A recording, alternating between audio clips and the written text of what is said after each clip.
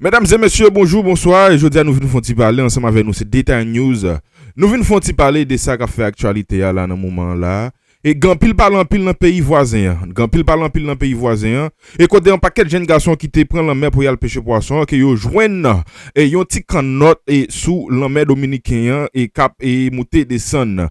Côté il y a un paquet de monde là-dedans yo qui mourit.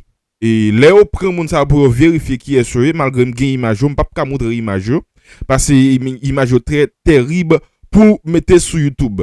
Mais les images yo prend image yo excusez-moi, il prend moun ça yo a fait investigation, yo jeune pièce sur yo, côté yo jeune des moun ça c'est des africains et selon des moun qui sont africains qui cherchent un côté pour yo réfugier yo.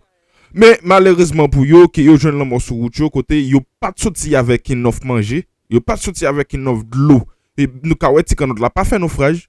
C'est pas rien, c'est un dans bâtiment moun sa yo mouri.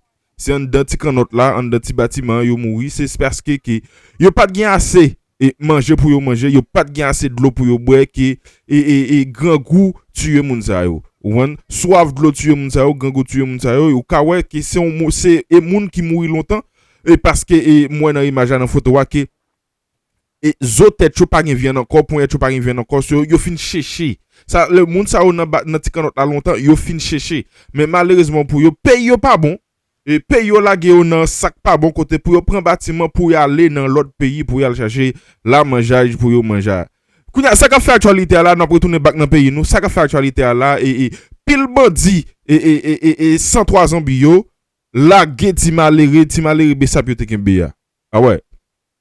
Ça prend attention, hein. Yo la gen ti malaria et yo bay ti malaria $20,000.